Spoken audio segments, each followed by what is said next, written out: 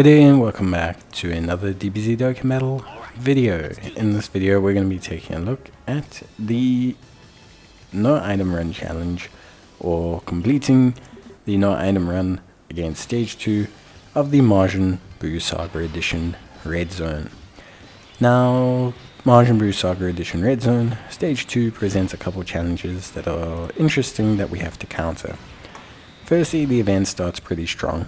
It's not necessarily the easiest event in the world, and the second stage has a big, massive AoE super attack that is potentially very devastating to us as a team. So, in order to counter this, we're going to need units that can not only survive the AoE super attack, but also can cleave through the boss fast enough that we don't have to face it more than once. Because even if we have 3 units that can all survive the super attack, the chances of them being able to survive the super attack twice is pretty minimal.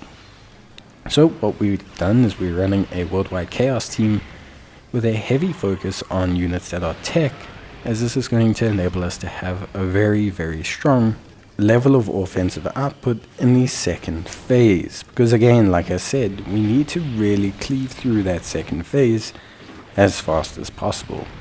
Now, I thought of doing this in a couple ways. Firstly, I thought we could run a Majin Buu Saga team using the tech Go Bros and allowing them to really shine in the second stage. One of the issues with this was that they have a bit of an issue in the first phase with potentially taking too much damage, and I need them to really build up fast enough that they can do enough damage whilst also getting off their active skill. Now again, not too much of an issue, but one of the things that I do kind of want to tackle here is, of course, as well, consistency. And I thought this team here, Worldwide Chaos, would probably represent a more consistent attempt each and every single time. Now, I was fortunate enough that it actually worked out on the first attempt, and the premise is quite simple. Realistically, what we're going to do is we're going to have one rotation being the Majin Buu category units. So that's going to be the physical Buu, it's going to be the tech Buu. Both of those are going to be fantastic units.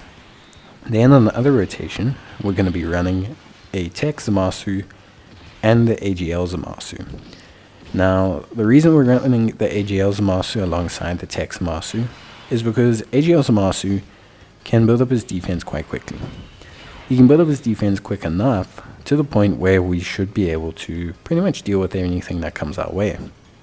Now, even though he does still need time, the first phase is strong enough that we should get enough time that he should be able to build up just enough defense to survive the AoE attack. Again, we're not worried about normals. We should be more than fine there. It's the AoE super that we're really worried about. Fusion Zamasu will handle everything with more than enough ease, provided we get through the first couple phases fast enough to maintain this damage reduction. The big kind of circle point here is the Android 17 and 18 future. So the reason why they are such an interesting option here is because not only do they take a ton of damage during the strength phase, but they are more than likely not going to be able to handle the AGL phase too well. However, basically, because they nullify Ki Blast super attacks, they are going to be great against his AoE super attack. So not only are they really, really solid, but they're going to be great against the AoE super attack, and they have their active skill. And the active skill is really what's going to come in handy. Because you see, what the active skill is going to do is it's going to delay Buu's actions and allow us an entire free turn of damage. Now that entire free turn of damage is huge when we're discussing just how strong our performance is going to be. So that free turn of damage is almost crucial towards us winning this fight. And that's where they really come in handy. That ability to basically say, okay, we are going to essentially remove the ability for the boss to damage us for an entire turn. And with the amount of healing we have between the Majin Buu units, it should be just enough time to heal ourselves back up and potentially go again for another round. Now obviously it's not the be all and end all solution, But it's a pretty good plan, I feel, towards taking out the boss, and it tended to work quite well, because as you can see, this video is up. So I thought about it at the time, and I thought that they really did, kind of showcase how strong they are as units here. The usability of their active skill just made them really, really solid. At the same time, you're going to see here that I'm going to choose to put AGL Zamasu first, because again, like I said, it's super crucial that he gets those defensive stacks.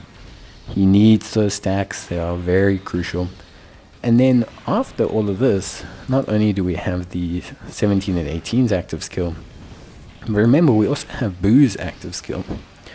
And Boo's active skill functions the same as theirs, whereby Boo is going to also delay the turn of Majin Buu. So in theory, if we're facing him for around 3 turns, we should only have to technically face him once. And the goal was that in that one turn we face him, I face him with my strongest defensive lineup, being 2 Tech Zamasus, and just basically using them to negate as much damage as possible. That's why the one Tech Zamasu has been forced to change rotation so much, because the goal was to basically have him eventually just turn into the indestructible Zamasu and provide his huge defensive buff. So it's all of these things that come together really nicely to make this team work so well. And I think that's really where things shine for them as a team. I think, like, if you really look at how the team functions, it's the synergy of all these active skills that just allows us to score so much free damage, and turns where we just do so much free damage. And all of those turns, all those free damage, all that, extra damage that we get to do just makes it a lot easier. Now, of course, we still have to survive, but this Zamasu rotation's a little bit of an expert when it comes to survival. And I think that's really where this team, ahead of like if I look at a lot of other teams, that's where I think this team kind of shines a lot, is its ability to ultimately tank at a very high level the super attacks. Because a lot of the times you can survive the chip damage, right? Even from AoEs and that, you can survive the chip damage, you can heal up, you can make a plan. When you have like 400k, 500k defense on some of these units, healing up only takes a couple orbs. But it's really the super attacks, and especially in this situation, the AoE super attack that we had to work around.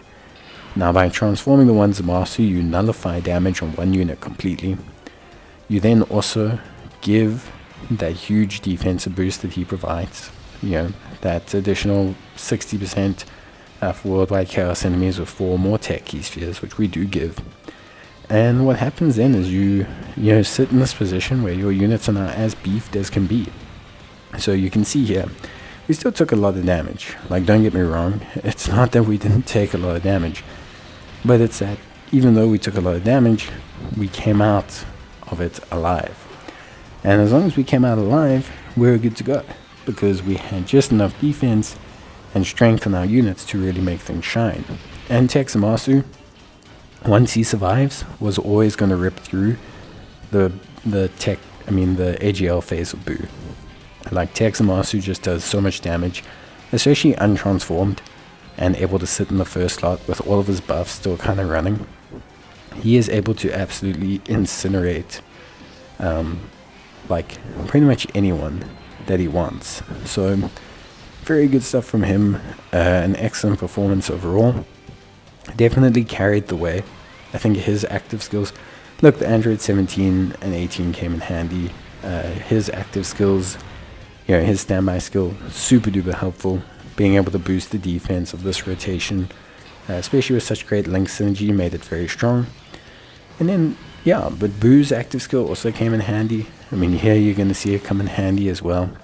But yeah, I think overall, honestly, this team did it a lot of fun, and it was a fun team to put together. I think it was a very fun team to run. It worked out very nicely. The team itself ran incredibly smoothly, and so I just had a fun time running this team and having a good time with this team. But yeah, that's it for me. So that's a no item run done, which is always interesting, I guess. I wanted to try something different Martian Brew Saga could probably definitely do this. There's quite a few teams that could probably do this. It's all about combating that AoE. However you do it is entirely up to you, but as long as you can get through that AoE section, then you're pretty much good to go. It's a lot like Strength Broly, where once you get past the AoE, you're kind of done. Like, you got the victory on wrap. But yeah, that's basically going to be it for me. I hope you guys enjoyed the video. If you did, please leave a like. It is greatly appreciated. And yeah, honestly, that is pretty much everything from my side. So I'll see you guys in the next one. Till then, take care, stay safe, and let me know what teams you're using to beat these red zones. But that's it from me. Thanks for watching. Bye.